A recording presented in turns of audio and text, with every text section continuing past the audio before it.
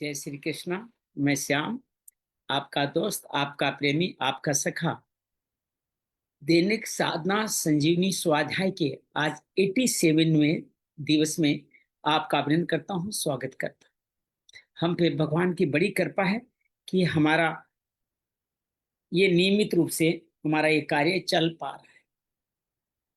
आज अनंत चतुर्दशी का दिन है। आज अनंत चतुर्दशी का दिन है, जो बहुत बड़ा साधना, पूजन, समर्पण की दृष्टि से एक बहुत बड़ा दिन होता है। अनंत चतुर्दशी, भगवान विष्णु जो अनंत हैं, उनका आज पूजन किया जाता है। तो राजस्थान विशेष तौर से जो ग्रस्त व्यक्तियों को जो मुख्य उद्यापन किए जाने चाहिए, उसके अंदर अनंत चतुर्दशी प्रमुख है। तो आज इस शुभ दिन पे हम लोग हमारे इस गीता संवाद में आगे बढ़ते हैं। आज अभी तक हमने प्रथम, द्वितीय, तृतीय, चतुर्थ, पंचम अध्याय संपूर्ण कर लिए हैं। छठे अध्याय के 18 श्लोक तक कर लिए। आज 19-20 श्लोक के माध्यम से जो ध्यान की अद्भुत विधि बता रहे हैं, उस विधि के माध्यम से हम आगे बढ़ने वाले हैं। आप और हम सब मिलकर के उस विधि को आगे बढ़ाते हुए कार्य करेंगे। आइए इस कार्य में आगे बढ़े, उससे मन बुद्धि चित्त को भगवत श्री चरणों में एकाकार करते हैं। समस्त 7 चक्रों को भगवत चरणों में स्थापित करते हैं। नीचे से ऊपर तक नमो भगवते वासुदेवा के साथ हर चक्र की यात्रा भगवान में समर्पण के माध्यम से करते हैं। श्वास भरें और छोड़ दें। अगली श्वास के साथ मूलाधार से नमो भगवते वासुदेवाय, नमो भगवते वासुदेवाय, नमो भगवते वासुदेवाय, नमो भगवते वासुदेवाय, नमो भगवते वासुदेवाय, नमो भगवते वासुदेवाय, नमो भगवते वासुदेवाय। वासुदेव सुतं देवं कंस चाणूरमर्दनं देवकी परमानंदम कृष्ण वंदे जगद्गुरु। श्री कृष्ण वंदे जगद्गुरु। या देवी सर्वभूतेषु श्रीमद्भगवद गीता रूपेण संस्थिता नमस्तस्यै नमस्तस्यै नमस्तस्यै नमो नमः। या देवी सर्वभूतेषु साधक संजीवनी रूपेण संस्थिता नमस्तस्यै नमस्तस्यै नमस्तस्यै नमो नमः। या देवी सर्वभूतेषु अनंत चतुर्दशी रूपेण संस्थिता नमस्तस्यै नमस्तस्यै नमस्तस्यै नमो नमः। गुरुर्ब्रह्मा गुरुर्विष्णु गुरुर्देवो महेश्वरा, गुरु साक्षात् परम ब्रह्म तस्मै श्री गुरुवे नमः। गजाननं भूतगणाधिसेवितं कपितजम्बूफलचारुभक्षं उमासुतं शोकविनाशकारको नमामि विघ्नेश्वराय पादपङ्कजं, नमामि विघ्नेश्वराय पादपङ्कजं। त्वमेव माता च पिता त्वमेव, त्वमेव बन्धु च सखा त्वमेव, त्वमेव विद्या द्रविणं त्वमेव, त्वमेव सर्वं मम देव देव, त्वमेव सर्वं मम देव देव। शांति शांति शांति। अंजलि जी का अभिनंदन है, स्वागत है। आइए हम आज के हमारे इस कार्यक्रम को प्रारंभ करें। उससे पहले प्रथम 5 अध्यायों का एक क्रम देख लेते हैं। प्रथम अध्याय अर्जुन विषाद योग। हम अक्सर किसी न किसी मत्सर, किसी न किसी मद, लोभ, काम, कामना, मोह के अंतर्गत होकर के अपने कर्तव्य क्रम से विचलित हो जाते हैं। अर्जुन भी कौटुंबिक मोह के कारण अपने कर्तव्य क्रम अर्थात युद्ध से विचलित होकर के विषाद में आ जाता है और गलत निर्णय लेता है। विषाद में अक्सर हम गलत निर्णय लेते हैं, युद्ध नहीं करूंगा, पीछे बैठ जाता है। दूसरे अध्याय में सांख्य योग में प्रथम 10 श्लोक तक इसी विषाद का एक्सटेंशन अर्जुन अपनी और बातें कहता है, लेकिन एक बात अच्छी कहता है, मैं आपका शिष्य हूं, आपके शरण में आया हूं, कृपया मुझे, मेरे लिए उचित मार्ग है वो मुझे बताए। भगवान अपने शिष्य के लिए सांख्य योग, कर्म योग 2 मार्ग बताते। सांख्य योग जिसको ज्ञान योग, संन्यास योग भी कहा गया है। सांख्य योग शरीर मिटने वाला है, बचपन, जवानी, बुढ़ापा, देहांत प्राप्ति के माध्यम से यात्रा करता ही रहेगा, लेकिन इसको जो संचालित करने वाला, जो इसका मालिक है, शरीरी देह, अविनाशी, अवजम, अनावयम, और ये पंच तत्वों से कभी वध नहीं हो सकता, तो तुम किसी के मरने का शोक क्यों कर रहे हो? इसलिए भगवान सांख्य योग के माध्यम से उसको समझाते। साथ में कहते हैं क्षत्रिय धर्म का पालन करोगे तो राजा बन जाओगे, जीत के महामहिम बनोगे, मर गए तो स्वर्ग पाओगे। अगर युद्ध नहीं करोगे तो निंदा का कारण बनोगे, लोग तुम्हें दुख दुख ऐसे ऐसे वचन कहे जिससे तुम मृत्यु समान दुख तुम्हें प्राप्त होगा।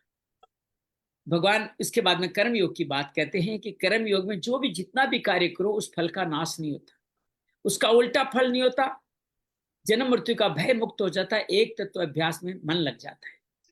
भगवान कहते हैं ऐसा जो नहीं करते उनकी भोगों में बुद्धि लगी रहती है।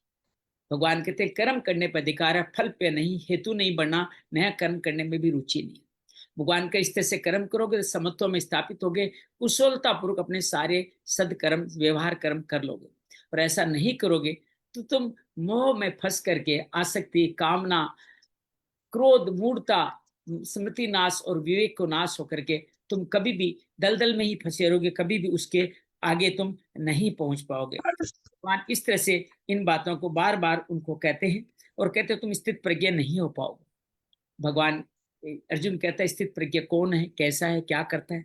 भगवान कहते हैं जो कामनाओं से रहित है, जो संतोष धन प्राप्त कर चुका है, जो वीत राग भय क्रोध मुक्त है, दुख में उद्विग्न नहीं, सुख में स्पृहा नहीं, जो मननशील योगी, प्रशंसा आलोचना में समभाव वाला, इंद्रियों को इंद्रियों की इंद्रियों में वर्त रही है ऐसा करते हुए निराहार कछुओं की तरह इंद्रियों को अंतर्मुखी करने वाला ही मुझको पाता है। वो जिनकी इंद्रियां संयमित है वही प्रज्ञा प्रतिष्ठा स्थित प्रज्ञा है। भगवान यहाँ बार बार कहते हैं इस तरह से जो ऐसा नहीं करते वो मोह माया में फंसते रहते हैं और उनका हानि होती है। जो नहीं करते वो मुझको पात हो जाते हैं, और जिनकी ऐसी बुद्धि भावना नहीं होती उनको जीवन में कभी सुख नहीं मिलने वाला। तो इंद्रियां, जिनकी इंद्रियों के अंदर ही जो चलते रहते हैं उनकी मन और बुद्धि भी इंद्रियां हर लेती है, और उनकी जैसे वायु नाव को डगमगाती है उनकी जीवन की नया भी डगमग डोलने लगती है। भगवान कहते हैं जो इंद्रियों को इंद्रियों में संयमित रखते हैं वो उनकी प्रज्ञा प्रतिष्ठा है, और वही एक्चुअल में जाग रहे हैं। कल अवबोधस्य स्वप्न अवबोधस्य शब्द का मतलब यही था कि जो जाग रहे हैं वो सेवा कार्य कर रहे हैं, और जो सो रहे हैं वो भोग भोग रहे हैं। ये फर्क बताया। ऐसे व्यक्ति समुद्र के भांति, उनमें कम जल ज्यादा चल, अच्छा चल गंदा चल, उनके स्तर क्वालिटी में कोई फर्क नहीं पड़ता। वो अविचल होकर के मुझ में स्थित होकर मुझको ही पा जाते हैं। तो भगवान इस तरह से दूसरा अध्याय संपूर्ण करते हैं। 30 अध्याय में अर्जुन पूछता है मेरे लिए उचित मार्ग बताइए। भगवान कहते हैं दोनों मार्ग ही मेरे द्वारा ही कहे गए, ज्ञान योग ज्ञान योग, कर्मयोग कर्मयोग। कर्मों का आरंभ के बिना कोई मुक्त नहीं होता, कर्म का त्याग करने से किसी को सिद्धि नहीं मिलती। त्रिगुणों के वश में अधीन है, इसलिए हर क्षण हमें कर्म करना ही पड़ता है। और जो मिथ्याचारी कर्मेंद्रियों को रोककर मन से कर्मों का विचरण करते हैं वो मिथ्याचारी है। भगवान कहते हैं नियत कर्म, सेवा कर्म, कर्तव्य कर्म, परोपकार का कर्म, जो तुम्हारा स्वधर्म है उसको तुम जीवन में करते जाओ और तुम कर्म बंधन से मुक्त हो जाओ। इसी को यज्ञ का, बाकी सारे कर्म अन्यत्र है जो बंधन में बांधने वाले। भगवान कहते हैं ब्रह्मा के माध्यम से मैंने आपको रचा ताकि तुम सेवा कार्य करो। सेवा कार्य करते करते तुम्हें साधन मिलते जाएंगे और लोगों को उन्नत करो। उन्नत करते करते तुम भी उन्नत हो जाओगे। आज भगवान कह रहे थे कि देवताओं पितरों को, पितृकाल 7 सितंबर परसों से चालू हो जाएगा। तो भगवान कहते थे पितरों को और देवताओं को आप जो यज्ञ कर्म करते हैं उन्हीं के द्वारा उनको शक्ति मिलती है, वो देवी संपदा बढ़ती है। वो आपकी देवी संपदा जो हमारे 26 देवी संपदा गुण वो बढ़ाते बदले में। अगर हम ऐसा नहीं करेंगे, तर्पण नहीं करेंगे, श्राद्ध नहीं करेंगे, कुछ भी नहीं करेंगे, तो हमारा यज्ञ नहीं करेंगे, तो देवताओं को कहाँ से सेवा कार्य नहीं, कि देवताओं को शक्ति नहीं मिलेगी, वो कमजोर होते जाएंगे, आसुर शक्तियां उन पे आक्रमण कर लेगी, उन पर अधिकार कर लेगी।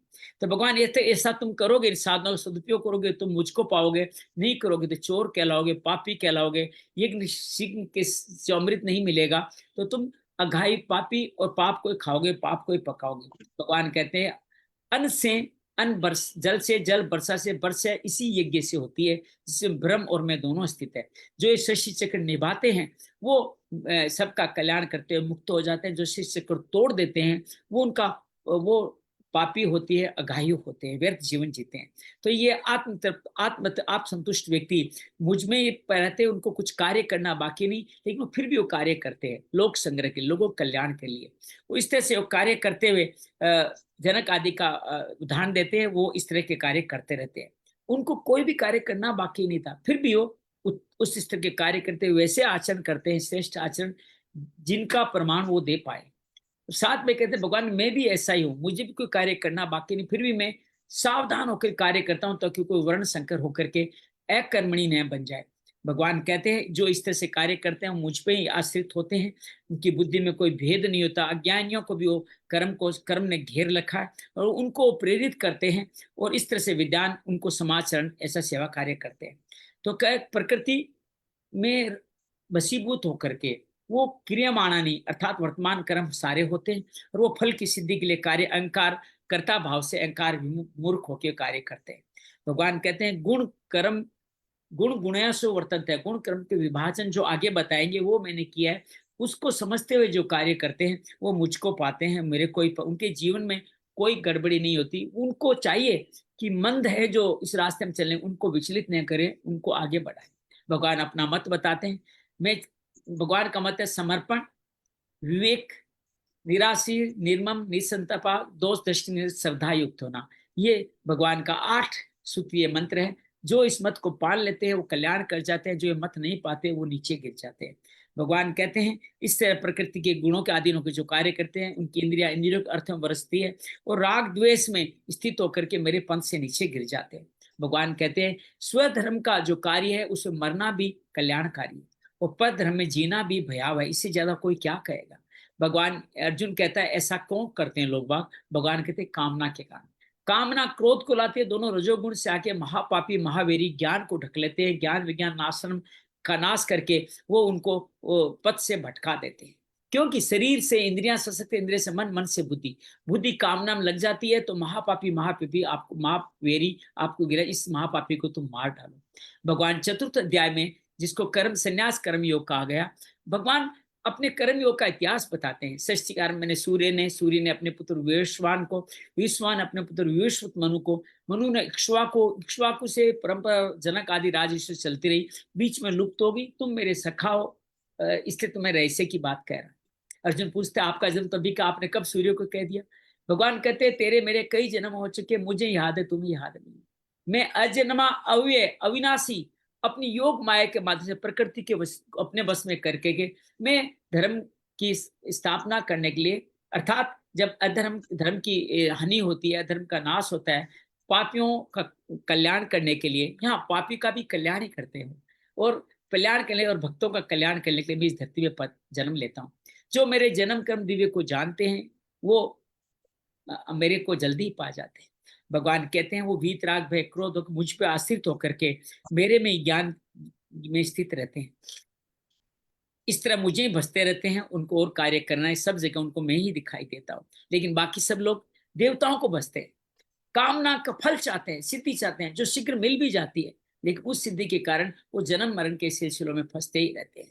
भगवान इस तरह कहते हैं चतुर्वर्ण्या मयाम सम, सारे चतुर्वर्ण मैंने रचे, लेकिन फिर भी मैं रचयिता होने के बावजूद मैं कर्ता भाव में नहीं फंसता, बंधन में नहीं फंसता, लिप्त नहीं होता। भगवान कहते हैं ये बात सब मुमुक्षु जानते हैं और आपके पूर्वज भी जानते हैं, आप भी इसको जानो और इस तरह से जीवन में आगे बढ़ो। कर्म क्या है, अकर्म क्या है, विक्रम क्या है, ये बहुत सारे लोग नहीं जानते और मोहित होते रहते हैं। जो उसको जान लेता है वो पंडित है। सेवा कार्य करते करता अकर्ता भाव से करना ही अक्रम है। कर्म में अक्रम देखें, अक्रम में कर्म देखें, विक्रम निश्चित कर्म है वो कभी नहीं करें। ऐसा करने वाले व्यक्ति मुझको पाते हैं और जो काम संकल्प से वर्जित होकर कोई कार्य उनको प्रारंभ करना बाकी नहीं रहता है, ज्ञान अग्नि के द्वारा वो अपने आप को मुझ में शामिल कर लेते हैं। तो वो ऐसे लोग जिनको कोई काम करना नहीं, नित्य तृप्त बिना आश्रय, उनको कोई काम करना बाकी रहता, निराशी, फिर तारीफ करते हैं। इनकी भगवान बहुत तारीफ करते हैं। सर्व परिग्रह, शारीर के लिए ही केवल कर्म करते हैं, जो मिल जाए उसमें संतुष्ट हैं, द्वंद से अतीत, विमत्सर, सिद्ध असिद्धि में संभाव पे कभी नहीं बंधते। वो इस तरह से ज्ञान में स्थित होकर के यज्ञ आदि कर्म करते मुझ में विलीन हो जाते। कौन से यज्ञ? ब्रह्म यज्ञ, देव यज्ञ, मैं आज संक्षेप में बता रहा हूँ। देव यज्ञ, ब्रह्म यज्ञ, भक्ति दर्पण यज्ञ, इंद्रियाग्नि में हवन, विषयाग्नि में हवन, और साथ में वो कहते हैं सब इंद्रियों का नियंत्रण कुंभक लगा के, प्राण को अपने अंदर रोक करके, प्राण कर्माणी अर्थात प्राण को रोकना कुंभक से, आत्म संयम युगाग्नो अर्थात धारणा ध्यान समाधि के द्वारा वो ज्ञान को प्रकाशित करते हैं। वे दर्व यज्ञ करते हैं, तप यज्ञ करते हैं, योग यज्ञ करते हैं, स्वाध्याय करते हैं, ज्ञान यज्ञ करते हैं। ऐसे तीक्ष्ण वर्त करते हुए वो मुझको पा जाते हैं। प्राण में अपान का हवन, अपान में प्राण का हवन, प्राण अपान की सम करना और बाह्य कुंभ के द्वारा, स्तंभ वृत्ति के द्वारा 12 यज्ञों में मुझे पाते हैं। और जो नियत आहार करके इस प्राण अपान के हवन को सजग कर लेते हैं, वो समत ये कलमशों से मुक्त होकर यज्ञ को पा जाते हैं।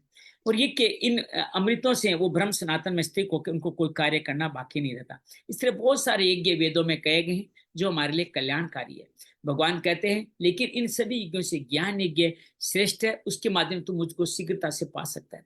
अर्जुन कर्म नहीं करना चाहता, इसलिए उसको दूसरा मार्ग बताते हैं कि तुम तत्वदर्शी ज्ञानी के शरण में जाकर के प्रणिपाते दंडवत करके सेवा करके प्रार्थना पूर्वक सवाल पूछो, तुम्हारे कलमश खत्म हो जाएंगे, तुम सब कर्मों का नाश भस्म करके मुझको पा जाओगे। लेकिन कर्म योगी के लिए मार्ग ज्यादा सुलभ है, उसको श्रद्धा के साथ इंद्रियों को नियंत्रित करते हुए तत्व प्रायण होकर के सेवा कार्य करना है। जो विवेकहीन है, असंशय वाले हैं, अश्रद्धा वाले हैं, वो लोग कभी मुझको नहीं पाते, उनके जीवन में सुख कभी नहीं आता, न इस जन्म में न परलोक में।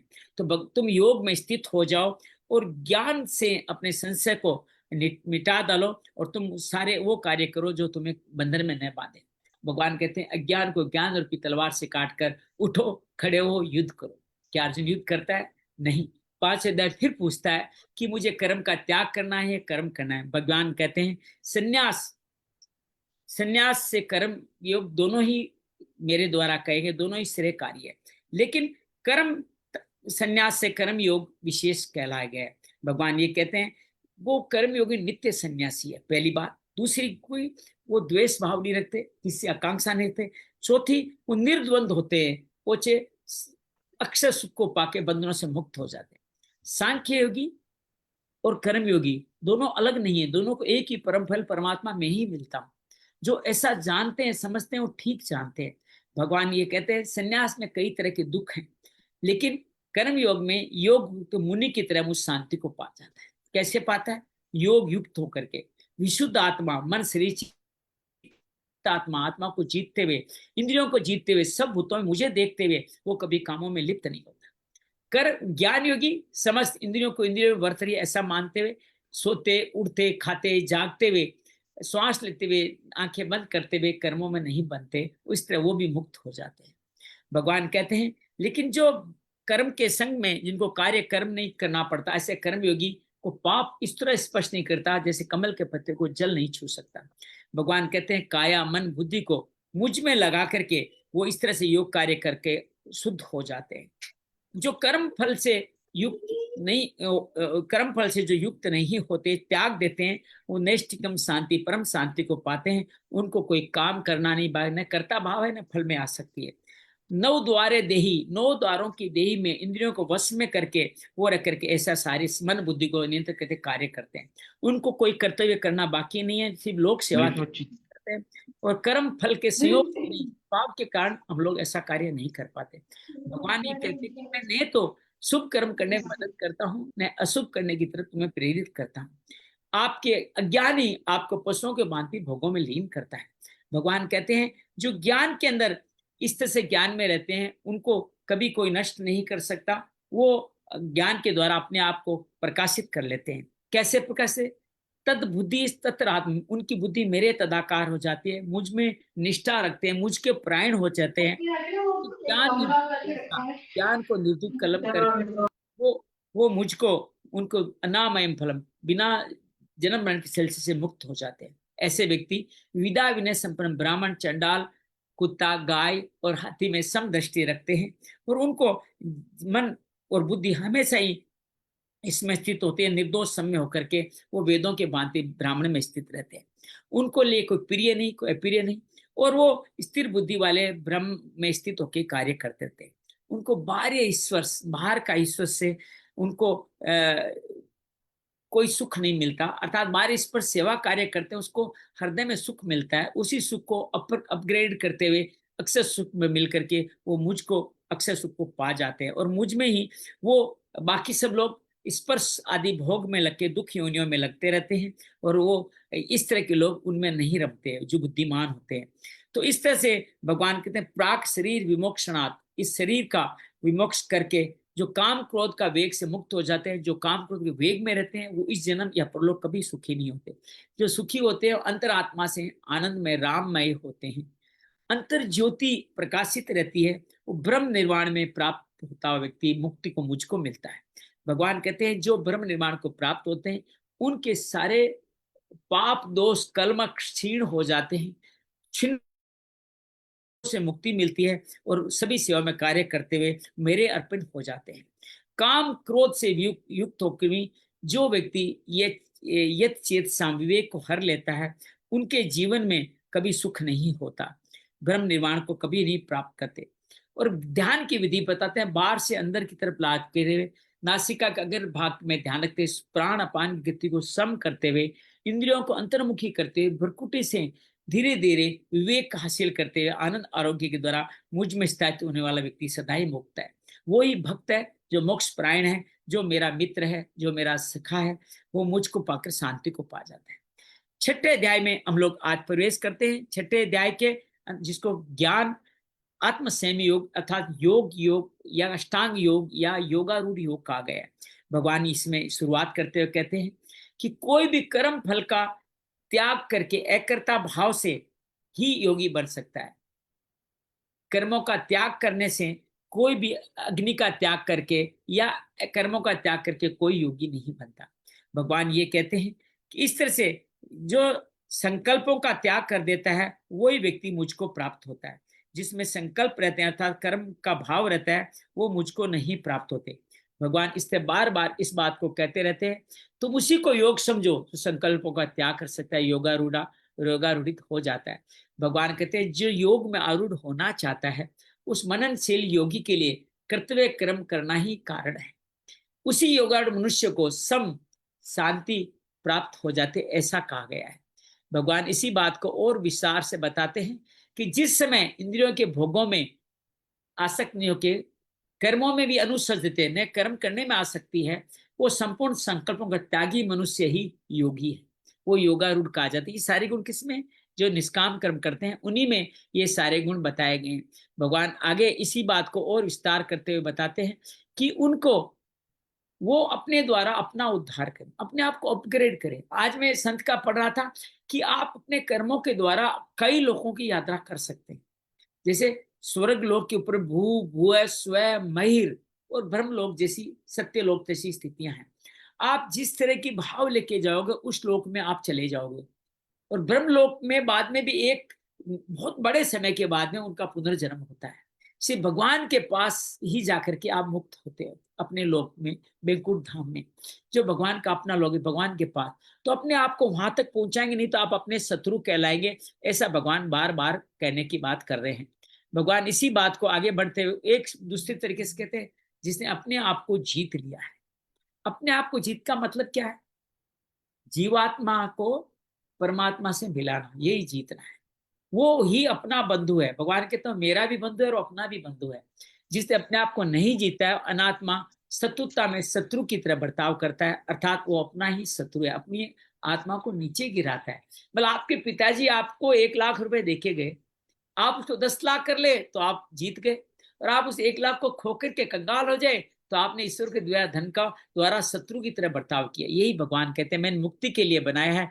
तू मुक्त है लेकिन तू मुक्ति नहीं करता है। तो भगवान कहते हैं ऐसे व्यक्ति जिसने अपने आप पर विजय कर, जितात्मन है। 3 बातें व्यक्ति वस्तु परिस्थिति की बता रहे हैं यहाँ पे। जिसने अनुकूल प्रतिकूल परिस्थिति हो, सुख दुख हो, मान अपमान में निर्विकार होकर के जो नित्य परमात्मा को प्राप्त है, वही व्यक्ति यहाँ पे मुक्त कहा गया। ये यहाँ पे व्यक्ति की बात, परिस्थिति की बात हो गई है। अब 8वें श्लोक से हम लोग पढ़ना शुरू करेंगे। 8वें से लेकर के हम लोग आज 18 श्लोक तक पढ़ना। चलो 8वां मैं और कर लेता हूँ, फिर भी 10 बच जाएंगे। तो दूसरा भगवान ये कहते हैं, ज्ञान विज्ञान में तृप्त व्यक्ति जो कूटस्थ की तरह, अर्थात उसमें कुछ भी कूटा जाए, कुछ भी इसको तकलीफ हो, कुछ भी हो, तो भी वो समभाव में बना रहता है, योगी रहता है। और ऐसा व्यक्ति लोहा हो, सोना हो, ढेला हो और माटी हो, उनमें कोई फर्क नहीं करता। और भगवान इसी को तीसरे परिस्थिति में 9 जनों के में समभाव की बात करते हैं। व्यक्ति वस्तु परिस्थिति तीनों में समभाव को, यहाँ समता बुद्धि को स्पष्ट किया गया, विस्तार दिया गया। सुहृद, मित्र, वेरी, उदासीन, मध्यस्थ, द्वेष्य, संबंधी, साधु, पापी, इन सब में समबुद्धि वाला मनुष्य विशिष्ट कहलाता है। तो अंजलि से निवेदन करना है कि आप 9वें श्लोक से पढ़ना शुरू कर दें, 10वें से पढ़ना शुरू करें तो हम लोग इसको आगे बढ़े। 10 से लेके 15 तक आप पढ़ें, 10 से लेके 15 तक।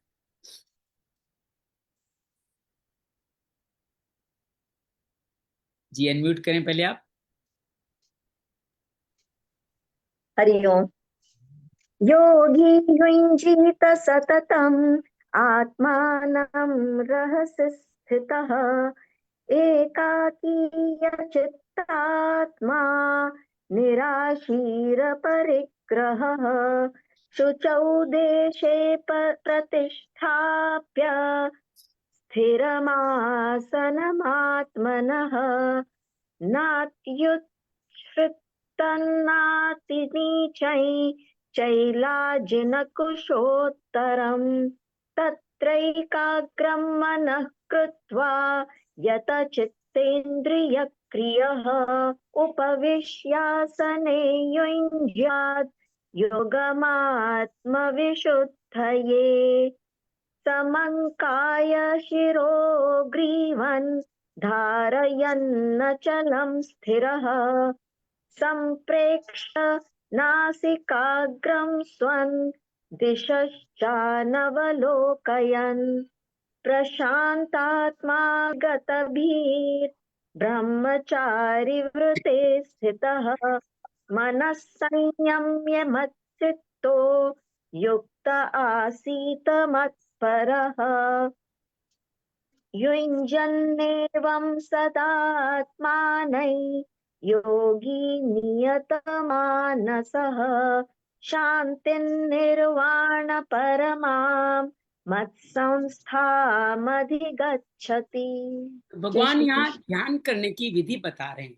यम नियम की जिक्र करते हुए अपरिग्रह का मुख्य जिक्र करते हैं। अपरिग्रह से सत्य, अहिंसा, ब्रह्मचर्य चारों सद जाते हैं। इच्छा रहित होने से नियम पूरे होते हैं, जिसके अंदर सोच, संतोष, तप से ही तो इच्छाओं से मुक्ति मिलेगी। स्वाध्याय करेंगे, ईश्वर प्राणीदान हो जाएंगे तो भगवान भी आपकी मदद करेंगे। वो अंतःकरण शरीर को अपने वश में कर लेता है। वो क्या करे?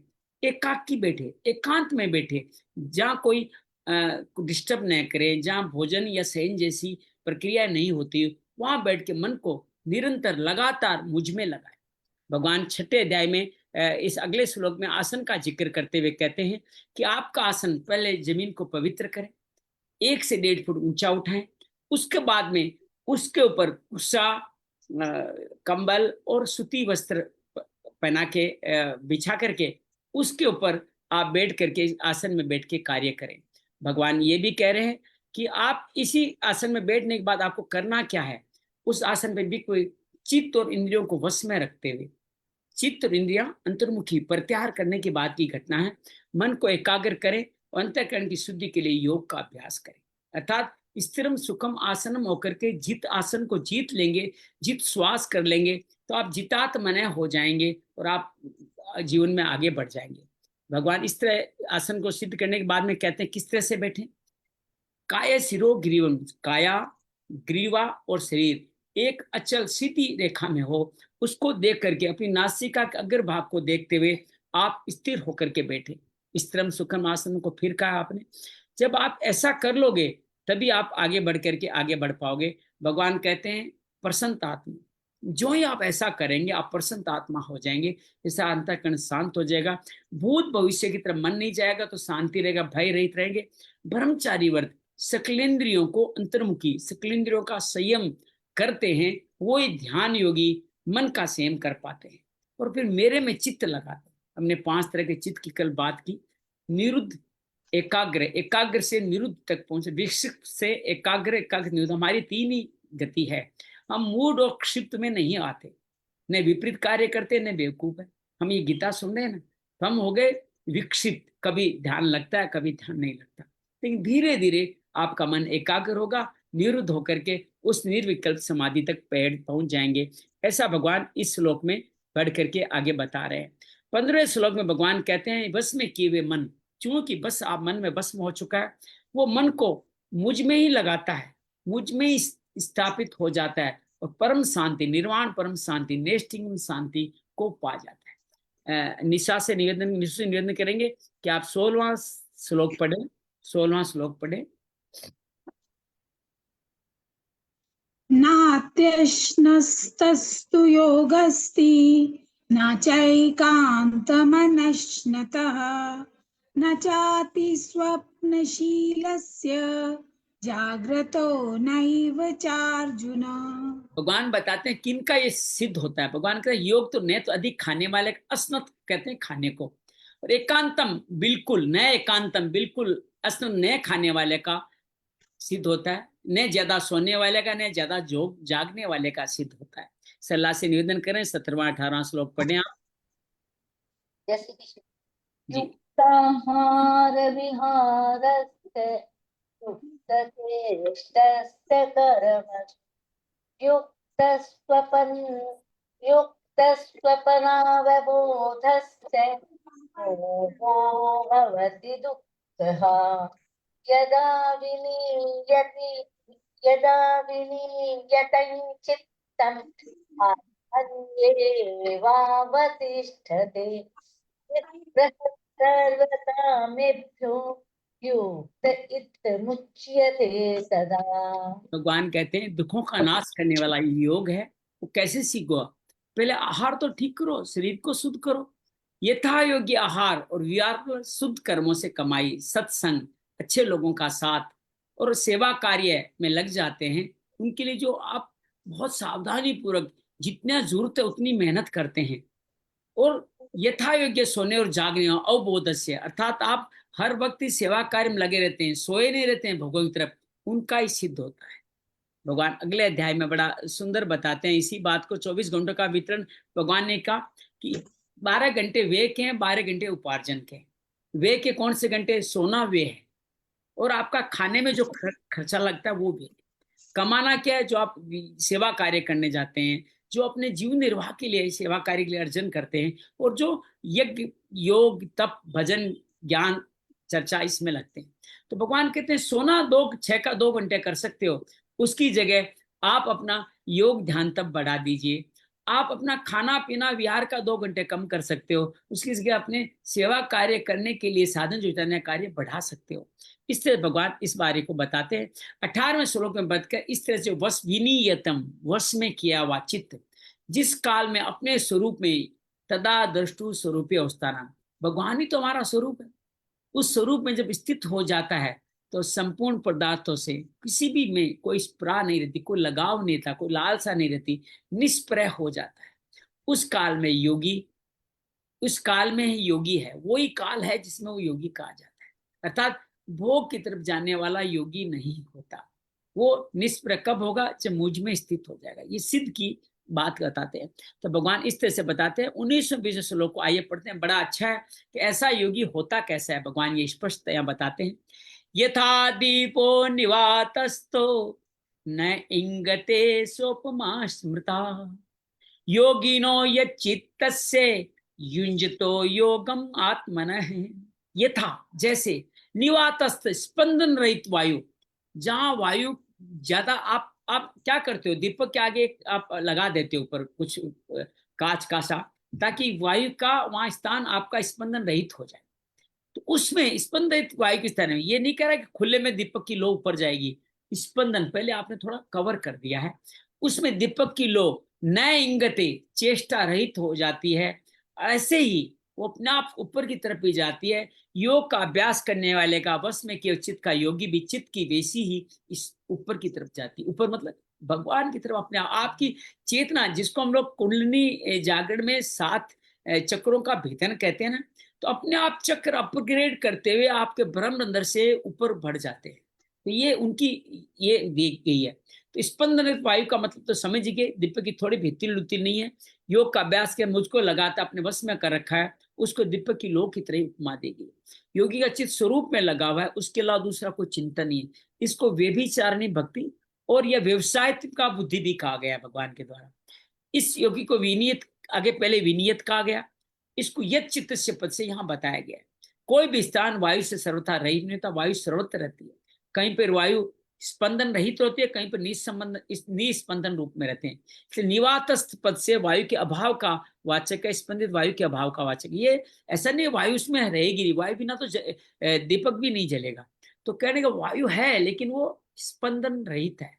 या उपमेय चित्त को पर्वत भी कह सकते थे, दीपक की लौ की उपमा क्यों दी गई? भगवान कहते हैं दीपक की लौ तो स्पंदी वायु से हिल भी सकती है, पर पर्वत कभी हिलता भी नहीं है। तो हिलता नहीं, उसके लिए क्या कहना? कह भाई इसके बारे में कोई बात नहीं करनी, ये तो जब चाहे उपवास कर सकता है। तो उसके बारे में लोग जिक्र नहीं करते। मेरे साथ ऐसा होता है, अरे इनकी बात छोड़ो, ये तो अलग ही चीज है। तो कहने के बाद उनकी कोई चर्चा ही नहीं करना चाहता। तो पर्वत के समान उपमा क्यों नहीं दी गई? कि पर्वत तो हमेशा चल रहता है, उसमें क्या उपमा देना? तो उपमा उन्होंने ज्योति की दी, दीपक की दी, ताकि को हिलडुल सकती है। इस हिसाब से उनको बात की कठिनता होती है, क्योंकि मन हमारा चंचल है। तो चंचल स्वभाव से जो दीपक के लोग, वो भी चंचल प्रकाशमान है। जब मन को स्थिर करते हो, ठीक उसी तरह दीपक की लोग भी स्थित होती है। दूसरी बात क्या है? दीपक लोग प्रकाशमान होते, वैसे योगी की चित्त की परमात्म में जागृति बढ़ती है। वो भी भगवान पीछे का ना, प्रकाश फैलता है, अंधकार हट जाता है। ये जागृति सुसुप्ति से विलक्षण है। ये जो जागना है वो सोने से विलक्षण है। सुसुप्ति और समाधि, इन दोनों में संसार की निवृत्ति समान रहती है। सुसुप्त में चित्तवृत्ति अविद्या में लीन हो जाती है। जब हम सोए रहते हैं तो हम विद्या में नहीं, अविद्या में लीन होते हैं, पता नहीं कहाँ के कहाँ पहुंच जाते हैं। उस अवस्था में आपको स्वरूप का भान नहीं होता, पर समाधि में चित्तवृत्ति जागृत रहती है, चित्त में स्वरूप की जागृति। इसलिए दीपक की लोक का दृष्टान दिया गया है। 27 श्लोक में इसको ज्ञान दीपिते पद से भी कहा गया था। जिस अवस्था में पूर्णता प्राप्त होते हैं, उसी का आगे श्लोक में फिर वर्णन करते हैं। यत्रोपरमते चितम निरुद्धम योग सेवया, यत चैवात्म आत्मानं पश्यन् आत्मनि तुष्यति। योग सेवया, योग का सेवन करने से जिस अवस्था में, अब यहाँ पांचवें चित्त की बात होगी, निरुद्ध तक पहुंच गई है, विक्षिप्त से एकाग्र से निरुद्ध। तो निरुद्ध चित्त की बात कर, निरुद्ध चित्त उपराम हो जाता, उपरमते अर्थात उपराम हो जाता है। तो जिस अवस्था में वो अपने आप से अपने आप को देखता हुआ, और फिर किसको देखेगा? अपने आप से अपने आप को देखता, वही तो ईश्वर है। वो अपने आप में ही संतुष्ट हो जाता है। भगवान कहते हैं यत्रो उपरमते चितम पश्यान आत्मनि तुष्यति। ध्यान योग में पहले मन को केवल स्वरूप में लगाना है, ये धारणा होती है। ऐसी धारणा होने के बाद स्वरूप के साथ दूसरी कोई वृत्ति पैदा हो भी जाए तो उसको अपेक्षा करके उपेक्षा उसको हटा देते हैं, चित्त को केवल स्वरूप में लगाते हैं। जैसे आप घी को शुद्ध करते जाते हैं ना, उसकी निकाल के अशुद्धियां निकाल निकाल के, तो आप उसी तरह जहां भी मन जाता है वहां उनसे हटाते हटाते स्वरूप में लगा देते हैं। कल हमने स्वरूप की चर्चा की थी ना, उसी तरह उस स्वरूप में लगा देते हैं। और इसके लगाने से केवल स्वरूप में लग जाता है, उसी को ध्यान कहते हैं। ध्यान के अंदर त्रिपुटी होती है। ध्यान 3 चीजों से मिलकर होता है, ध्याता, ध्यान और ध्येय। ध्याता मतलब जो ध्यान कर रहा है, प्रक्रिया जिसके माध्यम से ध्यान कर रहा है, ध्येय किसको पाना चाहता है, वो स्वरूप है जो भगवान को पाना चाहता है। तो ध्याता, ध्यान, ध्येय की त्रिपुटी रहती है। बड़ी सूक्ष्म बातें हैं। और पतंजलि योग तो जैसे पूरा महाराज जी ने यहाँ खोल के रख दिया है। वहां पतंजलि योग इतनी बार पढ़ा, इतना नहीं समझ में जितना यहाँ समझ में आ रहा है। तो साधक ध्यान के समय अपने को ध्याता मानता है, अर्थात ध्यान करने वाला, कर्ता भाव है उसके अंदर। वह स्वरूप में तद्रूप होने वाली वृत्ति को ध्यान मानता है। वैसे ये स्थिति धारणा में होती है, धारणा में कर्ता होता है, ध्यान में ये ध्याता हट जाता है। तद्रूप होने वाली वृत्ति को ध्यान मानते हैं। या धारणा, ध्यान, समाधि तीनों एक साथ समझा रहे हैं आपको। तो धारणा में तीनों रहते हैं, ध्याय में क्या रहता, फिर ध्याता हट जाता है, ध्यान और ध्येय ही रह जाता है, जो होता है ध्यान। वृत्ति को ध्यान मानता है, स्वभाव में जो परिवर्तन हो रहा है उसको उसके अनुरूप ही ध्यान मानता है। साध्य रूप स्वरूप को ध्येय मानता है, जो साध्य उसको ध्येय मानता है, जो प्रक्रिया उसको ध्यान मानता है। जब इन तीनों का अलग अलग ज्ञान रहता है तब तक वो ध्यान कहलाता है। मैं कहूंगा धारणा कहलाती है। ध्यान में ध्येय की मुख्यता होने का साधक पहले अपने आप में ध्यान बना भूल जाता है। उस ध्यान में जब ध्येय ही स्वरूप में भगवान की, जैसे आपने नक्श की हमने कल बात की, ऐसे पूरे भगवान में अपने आप को स्थापित कर जाता है, तो पहले अपने में ध्यातापना भूल जाता है, अर्थात मैं कौन हूं, कर्तापन भूल जाता है। कौन ध्यान कर रहा है, आई डोंट नो, मुझे नहीं पता, बस ध्यान हो रहा है। किसका ध्यान हो रहा है? स्वरूप का ध्यान हो रहा है। ये एक्चुअली ध्यान है। फिर ध्यान की वृत्ति भूल जाता है, क्या कर रहा है वही भूल जाता है, केवल स्वरूप रहता है, उसको समाधि कहते हैं। तो धारणा, ध्यान, समाधि समझ में है। जिसमें तीनों है उसमें धारणा है, कर्ता भी है, प्रक्रिया भी है, जिसको पाना है वो भी है, वो धारणा है। फिर आप ध्यान में आते हो तो आपकी क्या होते हैं, आप अपने आप को भूल जाते हैं, प्रक्रिया और ध्येय रह जाता है। और जब ध्येय अर्थात परमात्मा एक रह जाता है तो आप उसमें लीन हो जाते हैं, सम आधि उसके समान हो जाते हैं, उसको समाधि कहते हैं। इसको सम प्रज्ञात समाधि कहते हैं। ये सारी समाधियां पतंजलि योग दर्शन में बताई गई है, लेकिन यहाँ बड़ी आसानी से समझ में आएगी। ये संप्रज्ञात समाधि, जो चित्त की एकाग्र अवस्था, चित्त जब एकाग्र हो जाता है तो उसको संप्रज्ञात समाधि अर्थात परमात्मा में स्थित हो जाता है। ये समाधि के लंबा समय तक अभ्यास करो तो असंप्रज्ञात समाधि हो जाती है। इनमें क्या भेद है?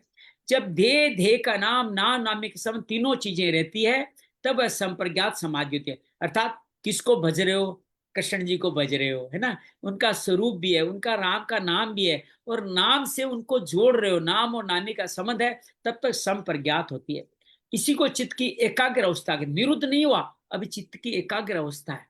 और फिर जब नाम की स्मृति न रहकर, मतलब राम को भज रहे हो, कृष्ण को भज रहे हो, गणेश को भज रहे हो, ये कुछ भी नहीं रहता, केवल ध्येय रह जाता है, हाँ कुछ कर रहा हूं, वो असंप्रज्ञात समाधि होती है। इसी को चित्त की निरुद्ध अवस्था कहते हैं। निरुद्ध अवस्था में भी दो अवस्थाएं होती है, एक सबीज समाधि, एक निर्बीज समाधि। जिसमें संसार की सूक्ष्म वासना रहती है वो सबीज समाधि। अर्थात अभी इसको एक संत इस तरह से कहते हैं कि अभी तक चित्त है आपके अंदर, मतलब संस्कार का रखने का स्थान है भी, वो संस्कार का रखने का स्थान भी आप समर्पित कर दोगे तो संस्कार टिकेंगे कहाँ पे? तब आप निर्बीज होगे। जब भी आप में संस्कार का स्थान है, जब तक चित्त है, तब तक उसमें नए संस्कार बन सकते हैं, इसलिए इसको सबीज समाधि कहा गया। जब आपका वो बर्तन ही तोड़ दिया आपने जिसमें आप कोई चीज स्टोर करते, तो आप निर्बीज समाधि हो गए। उम्मीद है मैं बात सहज भाव समझा रहा हूं, आप समझ रहे होंगे। ये निर्बीज समाधि कहते हैं। तो सिद्धियां, अब सभी समाधि में होता क्या है? जब आप ये चित्त रहता है तो आपके अंदर सिद्धियां उत्पन्न होती है। कोई बात नहीं अंजलि दीदी, जब सभी समाधि है तो आपका चित्त का बीज रहता है तो उसके अंदर फल मिलता है। चित्त है तब तक फल मिलेगा, वो फिर आपको सिद्धियों के रूप में मिलता है। 8 तरह की सिद्धियां बताई गई है पातंजलि योग सूत्र में। कल महाराज जी बताए थे, अणिमा, गणिमा, लघिमा, महिमा, इसित्व, वशित्व, प्राप्य, इस तरह की 8 सिद्धियां बताई गई है। और नव निधि भी बताई है, शंख गदा पद्म। वैसे अष्ट सिद्धि नव निधि के दाता कौन है, याद आया आपको? दाता है माँ सीता, और दी किसको है? हनुमान जी को। तो ये सिद्धियां मिलती है जब आप सभी समाधि होती है, क्योंकि चित्त का स्वभाव है। और इन सिद्धियों को आपने अगर यूज कर लिया, इस समाधि कई तरह की सिद्धियां बताइए, हवा में चल सकते हो, किसी को वश में कर सकते हो, इसित्व है, वशित्व है, इस तरह की बातें समाधि में मिलती है। छोटा बड़ा कुछ भी, हनुमान जी सब कुछ कर सकते थे, लेकिन लोग कल्याण के लिए करते थे, प्रदेश नहीं करते। वो अक्सर भूल जाते थे हमें वे सिद्धियां क्या। वो तो जामवंत जी ने याद कराया तब उनको सिद्धियां याद आई। तो हनुमान जी इसलिए सदा योगी कहे जाते हैं कि वो सिद्धियों को निरस्त मान लेता है, इससे उपराम हो जाता है, तब निर्भीक समाधि होती है। और सिद्धियों का प्रयोग करने लगे तो फिर और नीचे गिरते चल जाओगे, अहंकार आ जाएगा, फिर वो नीचे गिरा देगा। तो निरुद्धम पद इसी को कहा गया, निर्भीक समाधि को। ध्यान में संसार के मुक्त होने पर एक शांति, एक सुख मिलता है, जो संसार का संबंध रहने पर कभी नहीं मिलता। संप्रज्ञात समाधि में उससे भी विलक्षण सुख का अनुभव होता है। उस संप्रज्ञात समाधि, असंप्रज्ञात समाधि में विलक्षण और ज्यादा विलक्षण होता है। साधक निर्भीक समाधि में पूछता है तो विलक्षण सुख आनंद होता है। योग का अभ्यास करते हुए चित्त निरुद्ध अवस्था निर्भीक समाधि से भी जब उपराम हो जाता है, निर्भीक से भी आगे की यात्रा है, तो निर्भीक समाधि का भी सुख नहीं लेता, उस सुख का भोक्ता नहीं बनता, तब स्वरूप भगवान तुल्य हो जाते हो, अपने आप में संतुष्ट हो जाते हो, उपरमते। ये पद वही है। चित्त का संसार से तो प्रयोजन ना है रही, स्वरूप को पकड़ सकता नहीं। चित्त प्रकृति का कार्य उन्हें जड़ है और स्वरूप चेतन है। जड़ चेतन स्वरूप को कैसे पकड़ सकता है? चित्त के हटने से ही ये कार्य होगा। इसलिए वो उपराम हो जाए। चित्त के उपराम योगी का चित्त से सर्वदा संबंध विच्छेद है, पर चित्त से कनेक्शन कट गया, अंतरिक्ष में चली गई, वो क्या नाम था उनका, गई थी, अब रास्ता टूट गया, वापस आ ही नहीं सकते, तो ऐसी स्थिति उनकी बन जाती है। तो इस तरह तुष्यंती कहने का तात्पर्य संतोष का दूसरा किंचित मात्र कारण नहीं था, स्वरूप ही संतोष का कारण था। इस श्लोक का सार क्या है? अपने द्वारा अपने में ही अपने स्वरूप की अनुभूति होती है। ये तो अपने पुत्र ज्यों का त्यों है, केवल संसार का संबंध मान लेते हैं, चित्त की वृत्तियां संस्कार में लगती हैं, तत्व की अनुभूति नहीं होती। जब ध्यान योग के द्वारा चित्त संसार से हट जाता है, तब योगी का चित्त से सर्वसा सत्ता संबंध विच्छेद हो जाता है। विच्छेद अपने आप में स्वरूप की अनुभूति होती है, बड़ा सहज है। भगवान के जिस तत्व की प्राप्ति ध्यान योग से होती है, उसी तत्व की प्राप्ति काम योग से, परंतु तो थोड़ा सा अंतर है। ध्यान योग में साधक का चित्त समाधि के सुख से भी उमराव हो जाता है। तो अपने आप में संतुष्ट होता है। कर्मयोग में सिर्फ साधक मनोगत संपूर्ण कामनाओं का त्याग कर देता है, तब संतुष्ट है। दोनों संतुष्ट होते हैं। उसके लिए समाधि के सुख चाहिए, लेकिन कर्मयोगी को समाधि का सुख भी नहीं चाहिए। वो जो ही कामनाओं का त्याग करेगा, तो ही वो अपने आप में संतुष्ट हो जाएगा। ध्यान योग में अपने स्वरूप मन लगने से जब मन स्वरूप में तदाकार होता है, तब समाधि लगती है। तीनों का अलग अलग बता दिया। अब समाधि से जब मन उपराम होता है, तब योगी का चित्त से संबंध विच्छेद होता है, तो अपने आप में संतुष्ट हो जाता है। कर्म योग में मन, बुद्धि, इंद्रिया, शरीर आदि का पदार्थों संपूर्ण क्रियाओं का प्रभाव दूसरों के हित की तरफ होता है, तब संपूर्ण कामनाएं छूट जाती है। कामनाएं छूटने का रास्ता ही बता दिया। संबंध विच्छेद होता है, अपने आप में संतुष्ट होता है। परिशिष्ट का भाव यह है कि मन आत्मा में नहीं लगता, प्रति उपराम हो जाता है, उससे हट जाता है। कारण कि मन की जाति अलग है और आत्मा की जाति अलग है। मन, बुद्धि, चित्त, अहंकार शरीर के साथ सूक्ष्म शरीर का जुड़ के इसको जड़ कहा गया है। मन बुद्धि भी जड़ है, ये आगे जाती जरूर है, लेकिन है ये जड़ी, ये मुक्ति नहीं दिला सकती। भगवान कहते हैं आत्मा मुक्त है, तो इसलिए आत्मा की जाति अलग है, मन जड़ है, इसलिए आत्मा ही आत्मा में लगती है। इसलिए क्या कहा, आत्मानम आत्मानम पश्यन आत्मनि तुष्यति। अपने आप को देखने का तात्पर्य ये है कि आत्म तत्व है, पर संवेद्य नहीं है, परंतु स्वयं संवेद्य। दूसरा कोई आपको नहीं दिखा सकता, ये यात्रा स्वयं ही करनी पड़ेगी। मन से जो चिंतन किया जाता है, मन के विषय का ही चिंतन होता है, परमात्मा का नहीं। बड़ी सुंदर बात, मैंने जीवन में कभी गहराई गया ही नहीं। बुद्धि से जो निश्चय किया जाता है, बुद्धि के विषय का ही निश्चय होता है, परमात्मा का नहीं। वाणी से जो वर्णन किया जाता है, वाणी के विषय का वर्णन होता है, परमात्मा का नहीं। आप राम राम राधा राधा कितना ही जपो, आप वाणी का जप करोगे, परमात्मा की वो इंद्रियां जड़ में है। तात्पर्य मन, बुद्धि, वाणी से प्रकृति के कार्य का चिंतन निश्चय वर्णन किया जाता है। परमात्मा की प्राप्ति मन, बुद्धि, वाणी सर्वथा विमुख होने पर, विच्छेद होने पर ही होती है। यदि एक परमात्मा प्राप्ति का ध्येय हो, तो मन, बुद्धि, वाणी से चिंतन निश्चय वर्णन करना भी अनुचित नहीं है। केवल परमात्मा प्राप्ति का ध्येय हो, परंतु वह भी साधन रूप हो जाता है। साधु उसमें संतोष कर ले, पूर्णता मान ले, तो बाधक हो जाता है। इनसे भी पा सकते हो, वाणी के द्वारा, मनन के द्वारा, चिंतन के द्वारा, लेकिन वो तंत समय के लिए रहेगा, वो पूर्णता नहीं मिलेगी। आपको वापस जन्म मिल जाएगा, ब्रह्म लोक तक पहुंच जाओगे, परम लोक तक नहीं पहुंचोगे। जिस तत्व की प्राप्ति ध्यान योग से बताई, उसी तत्व की प्राप्ति दूसरे अध्याय के 25 श्लोक में कर्म योग से भी बताइए। अंतर केवल इतना है, ध्यान योग करण सापेक्ष है और कर्म योग करण निरपेक्ष है। करण सापेक्ष साधन में जड़ता से संबंध विच्छेद देरी से होता है और उसमें योग भ्रष्ट होने की संभावना रहती है। अर्थात योग में आगे बढ़ते बढ़ते आप कहीं रुक गए, उसको कहते हैं योग भ्रष्ट। अच्छे लोग होते हैं, योग भ्रष्ट का मतलब भ्रष्टाचारी से मत लेना, योग भी कोई गलत काम नहीं किया है, लेकिन वो योग भ्रष्ट होने की संभावना ज्यादा रहेगी। ध्यान करते करते सिद्धियां आ गई, योग भ्रष्ट हो गए। तो इस श्लोक में भगवान ने अपने आप ही ध्यान की संतोष का अनुभव करता है। उसके बाद क्या होता है, उसको आगे के श्लोक में बताते हैं। 22 श्लोक में, सुखम आतिन्तिकम यत् भुयज्ञायम अतीन्द्रियम वेति यत्न च एवायम स्थितिचलति तत्वतः। जो सुख आतिन्तिकम, ये कौन सा सुख है, अक्षय सुख की बात ही आतिन्तिक सुख में कहा गया। अतीन्द्रिय बुद्धि ग्राह्य, जो इंद्रियों से बुद्धि या इंद्रियों से भी जाना नहीं जा सकता, जो बुद्धि के द्वारा जाए, उस सुख का जिस अवस्था में अनुभव करता है स्थित्व, यह ध्यान रोगी फिर कभी विचलित नहीं होता।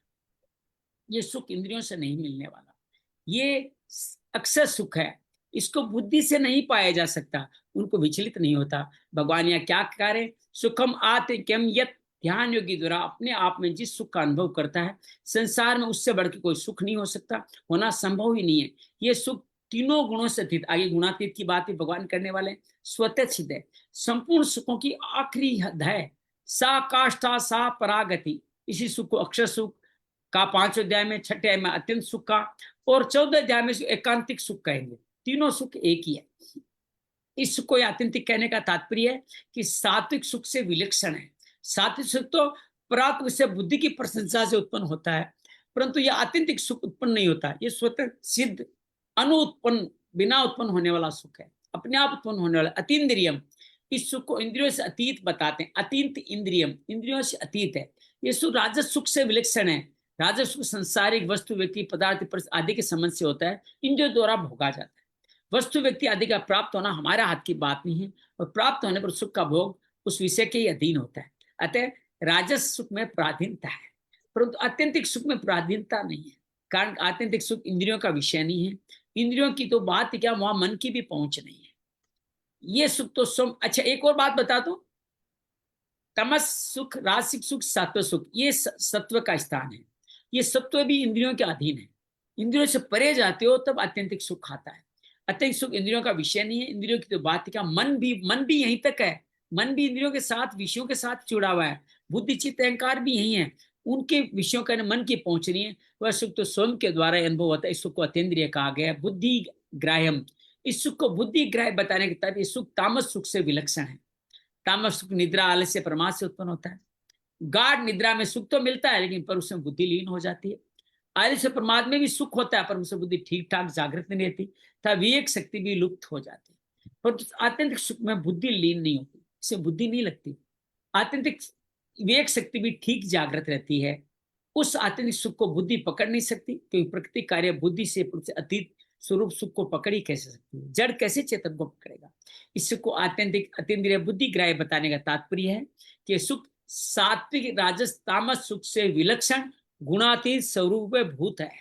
आगे कहते हैं, वेति यत्न च एवायम स्थित चलती तत्वतः। ध्यान योगी अपने द्वारा ही आप अपने सुख का अनुभव करता है, वो विचलित नहीं होता, सुख की अखंडता निरंतर स्वतः बनी रहती है। यह एक उदाहरण दिया है। अभी आपने वो फिल्म आई थी, क्या नाम था, छावा, महाराष्ट्र के लोग अच्छी तरह जानते हैं। मुसलमानों ने से धोखे, देखिए छावा में जो कहा गया सत्य है। महाराज जी ने गीता लिखी छावा बनने के 25, 30, 40 साल पहले। तो उस समय में भगवान ने लिखा, मुसलमानों ने धोखे से शिवाजी पुत्र संभाजी को कैद किया, मुस्लिम धर्म अपनाने का। संभाजी ने स्वीकार नहीं किया, तो मुसलमान उसकी आंखें निकाली, उनकी चमड़ी खींच ली। तो इस फिल्म में सही दिखाया गया, वो अपने हिंदू धर्म से किसी मात्र विचलित नहीं हुए। तात्पर्य क्या निकला, मनुष्य जब तक अपनी मान्यता को स्वयं नहीं छोड़ता, तब तो दूसरा कोई इसको छुड़ा नहीं सकता। संभाजी खुद ही तो छोड़ते हैं, बहुत सारे लोग मानसिंह वगैरह ने छोड़ दी थी, लेकिन संभाजी ने नहीं छोड़ी। तब उसको दूसरा कोई छुड़ा नहीं सकता, तब अपनी मान्यता को कोई छुड़ा नहीं सकता। तो फिर जिसको वास्तविक सुख प्राप्त हो गया, उस सुख को कोई कैसे छुड़ा सकता है। वो कभी विचलित नहीं हो सकता। मनुष्य वास्तविक सुख से, ज्ञान से, आनंद से कभी चलायमान होता है, सिद्ध होता है। मनुष्य सात्विक सुख से भी चलायमान होता है। समाधि से भी व्युत्थान, समाधि से भी विपरीत फल आ सकता है, पर आत्यंतिक सुख समाधि से आगे, जहाँ चित्त भी नहीं बचा, वो तत्व से कभी विचलित नहीं होता, व्यथित नहीं होता। उसमें उसकी दूरी, भेद, भिन्नता मिट गई। अब केवल वह ही वह रह गया, कोई कुछ रहा ही नहीं। अब वह विचलित तो व्यथित कैसे हो। विचलित तभी हो जो जड़ता का किंचन मात्र भी संबंध हो। अरे दो हो तो विचलित हो गए ना, जब एक हो। ये द्वैत से अद्वैत की स्थिति है। जड़ता का तब तक एक रस नहीं, प्रकृति सदाई क्रियाशील रहती है। परिशिष्ट का भाव यही है।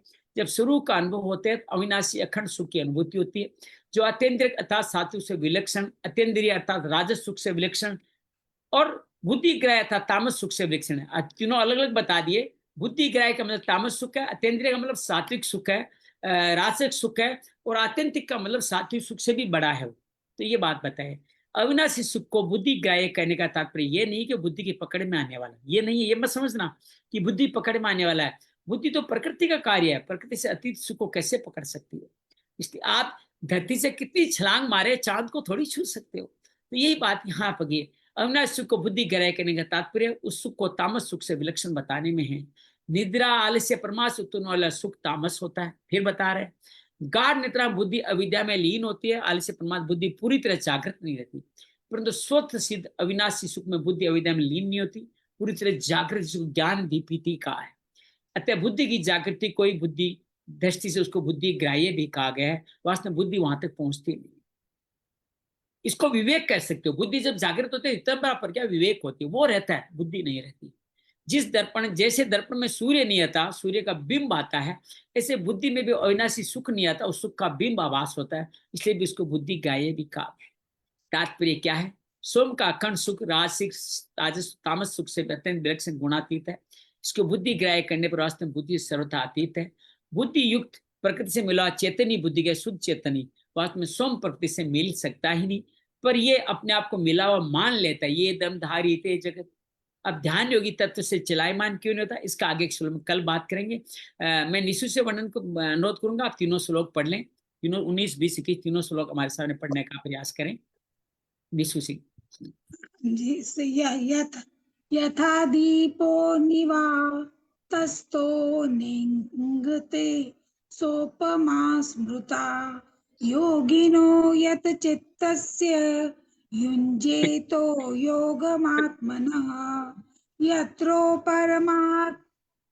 परमते चित्तं निरुद्धं योगसेवया यत्र चेत्त्वात्मनात्मानं पश्यन्नात्मनि तुष्यति सुखमात्ययन्ते कं यत्तद् बुद्धिग्राह्यमतीन्द्रियं वेति यत्र न चैवायं स्थितश्चलति तत्त्वतः। बहुत बढ़िया, बहुत बढ़िया। मैं आप तीनों का भावार्थ भी बता दीजिए। समय मेरे को ना ये दोबारा पढ़ना पड़ेगा, मुझे इतना हाँ, ज्यादा अच्छे से मैं समझ आपकी नहीं। तरफ से मैं पढ़ाने की एक बार दोबारा साधारण भाषा में बताता हूँ, गलती मेरी हाँ, नहीं होगी। साधारण भाषा में, बिकॉज इतने आप सारे दीपक डिफिकल्ट दीपक वर्ड्स थे। दीपक की लो वाला उदाहरण तो समझ गए। हाँ, स्पंदन का मतलब क्या हुआ? स्पंद में का क्या? हिलना डुलना नहीं, स्पंद में हिलना डुलना नहीं, हिलना डुलना नहीं। जब आप दीपक का आगे एक जो आगे लगाते हो ना, शीशे का हाँ, गोला कवर लगा देते हो, कवर करते फिर हैं। दीपक कवर कर दो, दीपक फिर हिलता नहीं लो। तो भगवान हाँ, कहते हैं वैसे स्वभाव से दीपक की लो चंचल होती है वायु के कारण, लेकिन हाँ, वो वो जब ढक देते हो तो वो स्पंदन रहित तो हो जाती है। तो योगी भी ऐसा ही होता है, उसकी भी लो, दीपक की लो फिर क्या होती है, ऊपर जाती है, दाएं बाएं नहीं भटकती, सीधी ऊपर जाती है। तो उसको कहा गया दीपक की लो। तो ऐसे याग करने वाला योगी चित्त की कैसे भी उसको उपमा देगी है चित्त की। उसका चित्त हाँ, कैसा, ऊर्ध्वगामी है, ऊपर जा रहा है, ऊपर ही ऊपर जा रहा है, यहां से और ऊपर तक की यात्रा कर। ये समझ में आ गया। ये 1900 ये श्लोक में समझ आ में। गया। 20 श्लोक में भगवान इसको और अलग तरह से बताते हैं कि जब आप इस तरह से कार्य करोगे तो पहले धारणा घटेगी। धारणा मतलब किसी का आप सहारा लोगे, आलंबन लोगे। जैसे भगवान की मूर्त का सहारा ले लिया आपने, या आपने भरकुटी का सहारा ले लिया, अपने श्वास का सहारा ले लिया, अपने आप अपने चक्रों का सहारा ले लिया, इसको कहते हैं धारणा। तो जी, ये हो गया धारणा। फिर उसके बाद में इसमें तीन चीजें होती है, तीन चीजें कौन, एक तो ध्यान करने वाला, वही तो कर रहा है। और धारणा प्रक्रिया, क्या कर रहे हो आप, ध्यान कर रहे हो, प्रक्रिया हो गई। और क्या पाना है, भगवान को पाना है, वो कवर। ध्येय हो गया। तो तीन बात ठीक। समझ में आ गई। हाँ, धारणा में तीनों होती है। फिर धीरे हाँ, धीरे क्या होता है, कर्ता खत्म हो जाता है। कौन कर रहा है, आई डोंट नो, मुझे नहीं पता कौन कर रहा है। फिर सिर्फ केवल हो रहा है तो ध्यान लग जाता है, केवल हो रहा है तो ध्यान लग जाता है। और आपको वहां होने की जहाँ प्रक्रिया शेष जाना है रहती है, वहां पहुंचना है। प्रक्रिया शेष रहती है। जिसको नाम ले रहे हो वो नाम शेष रहता है। अब हाँ, इससे और आगे बढ़ते हो तो प्रक्रिया भी खत्म हो जाती है, कौन कर रहा है, आई डोंट नो, सिर्फ भगवान ही रह जाते हैं। जब भगवान रह जाते हैं तो इसको समाधि की अवस्था कहते हैं। मतलब लेकिन विलीन हो जाते हैं हम भगवान हाँ में तो। बस, आप कर्ता भी खत्म हो गया, क्रिया भी खत्म हो गई, सिर्फ हाँ, भगवान में ही साथ मिल गए, भगवान के साथ ठीक, मिल गए, तो ये समाधि की अवस्था हो गई। लेकिन ठीक। कहते हैं कि ये अवस्था जो है वो असंप्रज्ञात, असंप्रज्ञात, जिसको प्रज्ञा से अलग हटके के साथ समाधि गई है, वो समाधि गई है। दीर्घ काल में आज आप करोगे तो संप्रज्ञात समय, दीर्घ काल में करोगे तो असंप्रज्ञात हो जाएगी। अर्थात ध्येय का नाम, नाम तीनों चीज रहती है, वहां संप्रज्ञात है। मतलब है खाली ध्येय की बात ही, ध्येय का नाम, उसका रूप, उसकी लीला, ये तीनों जब तक रहती है तब तक आप संप्रज्ञात समाधि रहते हैं। लेकिन चित्त जब एकाग्र संप्रज्ञा, हो जाता है, संप्रज्ञा मतलब? संप्रज्ञा मतलब उनके समान हो गए आप, उसके समान हो गए। अभी ईश्वर के ऊपर मिले नहीं उसमें, उसको देख लिया है। जैसे आपने किसी कुतुब मीनार के ऊपर चढ़े, उसको देख लिया, लेकिन कुतुब मीनार में रह तो नहीं रहे हो ना अभी तक, अभी आपने खाली उसको देखा है। तो ठीक है। देख लिया हुआ है संप्रज्ञात समाधि। लेकिन लंबे समय तक अगर वहीं बैठे रहोगे तो लोग क्या कहें, भैया ये तो यहीं रहने लग गई, ये तो यही हाँ, इसी तीर्थ में ही बस गई, ये तो वृंदावन ही रहने लग गई, ये गंगा ही रहने लगी। तो उसको कहते हैं असंप्रज्ञात समाधि। जब वो चित्त की एकाग्र अवस्था, अभी भी चित्त है, प्लस चित्त है तो फल आ सकता है, लेकिन वहां तक जाए वहां तक फल नहीं आने वाला। जब आप तीर्थों में जाते हो तो फल की इच्छा, धीरे धीरे वैराग्य आता है कि नहीं आता। तो वो वैराग्य की अवस्था निरुद्ध एकाग्र अवस्था कहते हैं। लेकिन जब ये एकाग्र से हटके निरुद्ध कब होती है, जब आप लंबे समय तक ये कार्य करते हो। लेकिन इससे भी काम नहीं होगा। निरुद्ध अवस्था में भी दो समाधि रह जाती है, एक सबीज और एक निर्बीज।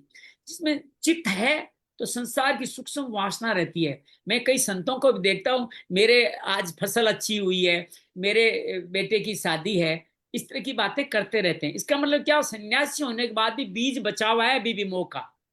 चित्त नाश नहीं हुआ है तो वो है सबीज समाधि। और जब धीरे धीरे ये समाधि में क्या होगा, सबीज में क्या होगा, सिद्धियां प्रकट होगी। जब आपको अपने परिवार से मोह है तो उनका कल्याण करने की जो सिद्धियां प्रकट होगी उनका प्रयोग भी कर लेंगे, उनका यूज कर लेंगे, इसका कल्याण हो जाए, किसी को आशीर्वाद दे दिया, किसी को वरदान दे दिया। और कई उल्टा भी करते हैं, किसी को श्राप भी दे दिया। दुर्वासा महर्षि का श्राप मौजूद है ना, वो सब सिद्धियों से होता है। तो ये सिद्धियां यूज नहीं करो तो फिर आप निर्बीज हो जाते हो। निर्बीज का मतलब है चित्त का जो बर्तन है वो आपने तोड़ दिया, अब उसके अंदर कोई फल आएगा तो आएगा कैसे, रखने की जगह नहीं। वो उसको कहते हैं निर्बीज समाधि। तो इस तरह से ये निर्बीज समाधि तक पहुंचने का प्राप्त मिलता है, विलक्षण सुख मिलता है। उसी को भगवान आगे चल के क्या कहते हैं, जब निर्बीज समाधि से भी आप उपराम हो जाओ और आगे हट जाओ, निर्बीज समाधि का ये सुख नहीं लो, सुख का भोक्ता नहीं बनते, अर्थात चित्त का प्रयोजन नहीं रहा, स्वरूप को पकड़ नहीं सकता, तो आप फिर क्या पाते हो, तब आप स्वरूप को पा जाते हो, स्वरूप में स्थित हो जाते हो। तो बड़ा सुंदर बात यह है, ज्ञान योग कर्म योग के बारे में ये बातें बताई भगवान ने। तब आप अत्यंतिक सुख पाते हो। तब वो सुख है वो दुर्लभ है, बहुत ही अलग है, इंद्रियों से समझा नहीं जा सकता, बुद्धि से जाना नहीं जा सकता। उस सुख का अनुभव करते हो और फिर आप कभी विचलित नहीं होते, फिर आप परमानेंट, फिर आंख बंद करो आप उसको पा लिया, आंख बंद करो भगवान के लोग जाके आ गए, आंख बंद करो भगवान के लोग जाके आ गए। फिर आपको पूरी प्रक्रिया करने की जरूरत नहीं पड़ती। जब एक बार आप रोटी बनाना सीख जाते हो तो आप फिर ध्यान देते हो क्या गोल हो रही है कि नहीं हो रही है। ये साइकिल अपने आप चलाना ही सीख जाते हो तो आपको सामने इधर उधर देखते हो तो भी साइकिल चलती है ना, लेकिन पहली बार साइकिल चलाई तो हल्का सा इधर साइकिल गिर गई थी। तो ऐसा व्यक्ति ऐसा हो जाता है। उम्मीद है आपने इसको अच्छी तरह समझ लिया होगा, जान लिया होगा और समझ लिया होगा। चलिए समय हो रहा है, फिर मैं सलाह से कहूंगा एक एक श्लोक आप सलाह और गुरुदीप दोनों पढ़ें। ये बहुत अद्भुत श्लोक है, मैंने थोड़ा सहजता से जैसा समझा वैसे आपको बताने का नहीं नहीं, प्रयास। आप समझ आया। समझ में आ गया? चलिए आप हाँ, सलाह जी पढ़िए, आप 19वां श्लोक पढ़ लीजिए। यत्रो परमते चिंतन निरूदय योग सेवया यत्र चैवात्मनात्मानं पश्यन्नात्मनि तुष्यति। इस तीनों श्लोक में ये बताते हैं कि हम 19वें में बताते हैं कि मन की स्थिरता के लिए हम लोग दीपक की उपमा देते हैं। जब हवा चलती है तो दीपक हिलता डुलता रहता है, और जब हवा नहीं चलती है तो दीपक की लो एकदम स्थिर रहती है। उसी तरह हम लोग योग के अभ्यास से हमारा सांसारिक जो विषयों और इंद्रियों की इच्छाओं से मन विचलित नहीं होता है, तो योगी का चित्त आत्मा के ध्यान से ही स्थिर हो जाता है, वह हिलता डुलता नहीं है। और फिर बताते हैं कि जब मन लगातार योग के अभ्यास से हम यदि लगातार योग करें, उसके अभ्यास से हमारा मन शुद्ध और शांत हो जाता है। योगी हम लोग अपने शरीर को शरीर का एक अलग ही अनुभव करते हैं। योगी को आत्मा में, इस अवस्था में योगी को आत्मा में ही आनंद मिलता है और खुद को देखता हुआ अपने आप ही संतुष्ट हो जाता है। और विश्व में बताते हैं कि जो सुख आत्यंतिक, अतीन्द्रिय और बुद्धिग्राह में है, ये इस तीनों अवस्था में जो सुख है, जहाँ योगी को परम सुख प्राप्त अनुभव करता है, वहां योगी बहुत बढ़िया, बहुत बढ़िया, बहुत। परम सुख को पाकर योगी कभी विचलित नहीं होता है। चलिए योगी जी, गुरुदीप जी आप 21वां पढ़ दीजिए एक बार, जिसको अभी बता रहे सुखम आत्यंतिकम ये तुर्द है वो बता दीजिए जी। जी प्रभु। हरिओम जी। सुखमात्यन्तिकं यत्तद् बुद्धिग्राहं मतीन्द्रियं वेत्ति यत्र न चैव्यं स्थितिश्चलति तत्त्वः। आपको पातंजलि योग की सारी समाधियां समझ में आई कि नहीं आई? जी बहुत मुझे इससे सुंदर। पहले कभी जो समझ में नहीं आई थी, जो पातंजलि योग जो बहुत पढ़ा है, बहुत पढ़ाया है, लेकिन आज समझ में आई है मेरे को जी। जो वहाँ के जो थोड़े थोड़े संशय थे या फिर कुछ भी चीज थी ना, वो अब भगवान ना इसको बिल्कुल परत बाय परत ना खोल खोल के बता रहे हैं एकदम, जो बिल्कुल अंदर उतर दिया है। आत्यंतिक सुख की यहाँ पर बड़ी जबरदस्त परिभाषा दी है। अतेंद्रिय, बुद्धिग्राह, उस सुख की अवस्था को जिसको अनुभव करता है, किससे? योग के माध्यम से। वह ध्यान योगी फिर कभी विचलित नहीं होता। इसकी परिभाषा दी कि जैसे दिए की लो वायु से इधर उधर भटक जाती है, उसको स्थिर रखने के लिए जैसे हम कांच का यूज करते हैं, उसको चारों तरफ से कवर कर देते हैं। कांच की डेफिनेशन तो हमारी उसमें आ गई, जाके उसको कवर कर दिया किसी भी तरीके से, ढक दिया, तो उसकी लौ सीधी परमात्मा की तरफ रहती है। तो ध्यान के योग से और अपने योग के माध्यम से अपने शरीर को स्थित करते हुए धीरे धीरे धीरे प्रज्ञा को ऊपर की तरफ लेकर बहुत जाए। बढ़िया। आइए थोड़ा ध्यान करने का प्रयास करें, ज्यादा नहीं, 5-7 मिनट लगाएंगे। आराम से बैठ जाए, चेहरे पे सुंदर सी मुस्कान स्थापित कर दें। मुस्कान हमारी जड़ता को तोड़ती है, हम स्वीकार मोड में आ जाते हैं। शरीर के प्रति सजग हो जाए, पैर, पीठ, छाती, कंधे, भुजाएं, गला, चेहरा, शरीर के प्रति कृतज्ञ भाव हो जाए। मैं शरीर नहीं, ये शरीर मेरा नहीं, ये शरीर मेरे लिए नहीं है। अपनी इंद्रियों के प्रति भी सजग हो जाए। इंद्रियां विषयों की तरफ ले जाके नए कर्म फल बनाती हैं, और कर्म फल, इंद्रियां मन के अधीन है, मन बुद्धि के अधीन है। तामसी बुद्धि होती है तो हम, कोई समझता है, कोई समझाता है, हम उसको न समझते हैं न उसका आचरण करते हैं, बल्कि उसके विरुद्ध कार्य करते हैं। जब राजस बुद्धि आती है तो हम समझते तो हैं लेकिन उस कार्य को करते नहीं, सुनते हैं, समझते हैं, लेकिन कार्य को करते नहीं। जब सात्विक बुद्धि जीवन में आती है तो हम उसको सुनते भी हैं, समझते भी हैं, उसको करते भी हैं। इस सात्विक बुद्धि से भी परे, जब इंद्रियां से परे हो करके हम जब ऊपर उठ जाते हैं तो विवेक शक्ति जागृत होती है। वो बुद्धि वो है जो परमात्मा को पकड़ सकती। नासिका के द्वारों पे ध्यान, श्वास आ रही है, जा रही, श्वास के द्वारा मन भी अब अमन हो गया है। कौन इंद्रियों को आदेश दे, कौन विषयों की तरफ लेके जाए? मन अमन हो गया है। बुद्धि विवेक में बदल गई है, निश्चयात्मक बुद्धि हो गई है, परमात्मा की तरफ ही जाना है। भरकुटी पे एक दीपक की लो जल रही है।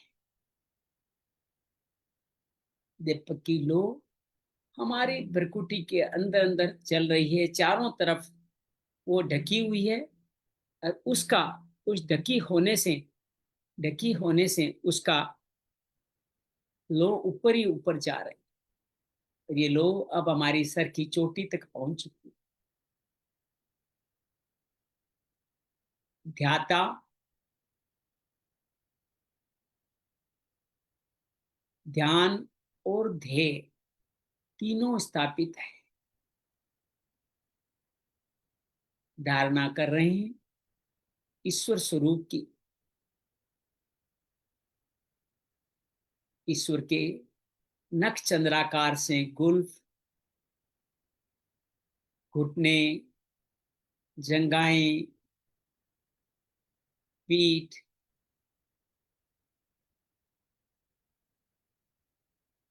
सुंदर सुडोल 3 रेखाओं वाला पेट, बलिष्ठ छाती, गले में वनमाला, कमर में करधनी, हाथों में कड़ा, चतुर्भुजधारी, शंख चक्र गदा पद्म, मुस्कुराते हुए होठ, भरकुटी पे कौस्तुभ मणि। धारणा धीरे धीरे, इस धारणा करने वाला करता नहीं रहा,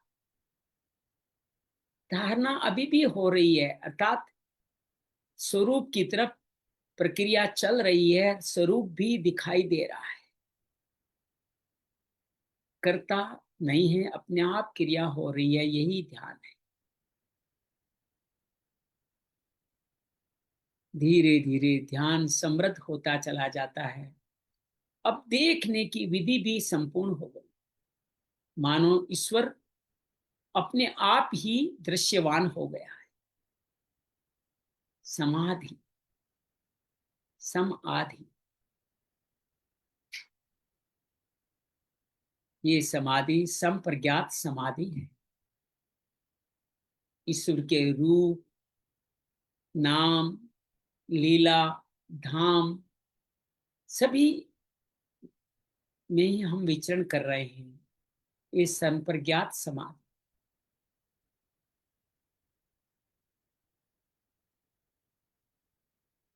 इसी में लंबे समय तक जब बने रहें, तो बार ईश्वर का ही नाम, रूप, लीला, धाम में बने रहें, तो ये समाधि असंप्रज्ञात समाधि में बदल गई है। लगातार उसी ईश्वर के धाम में बने हुए।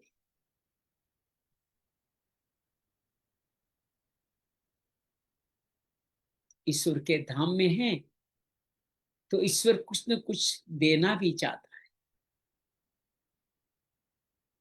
अभी हमारा चित्त का स्थान बना हुआ है, चित्त है, चित्त निरुद्ध है लेकिन चित्त है, एकाग्र से निरुद्ध है लेकिन चित्त है।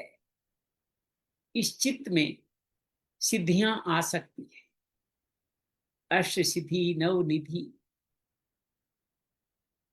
उन सिद्धियों का चित्त में आना और उनका व्यवहारिक जगत में प्रयोग करना हमें वापस नीचे गिरा सकता है, गिरा देता है।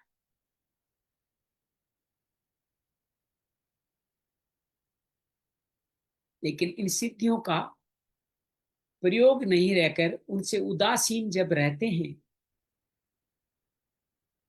तो निर्बीज समाधि लगती है। अब चित्त भी नहीं रहा, सिद्धियों का अंतिम परीक्षा भी पार कर चुके, तो निर्बीज समाधि, चित्त भी नहीं रहता, वो निर्बीज है। अब सुख ही सुख है, परम सुख, नैष्ठिक शांति है। जब इस सुख में भी हम उपराम हो जाएं, इस सुख में भी हमारी विवेक इस सुख की तरफ भी न जाए, इस सुख से भी विमुख हो जाएं, उदासीन हो जाएं, गुणातीत हो गए हैं, तो मोक्ष परायण, तत्परायण होकर के तन बुद्धि तनिष्ठा तत्परायण ईश्वर में ही स्थित हो गए। ये अनामय पद है, मोक्ष है। यही समाधि की सबसे उत्तम धर्म मेघ समाधि है।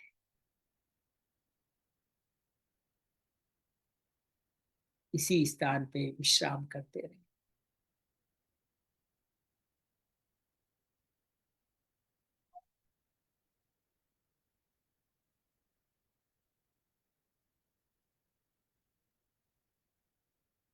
योगेशं सचिदानंदम वासुदेव व्रज प्रियम धर्म संस्थापकं वीरम कृष्ण वंदे जगद्गुरु। श्री कृष्ण वंदे जगद्गुरु।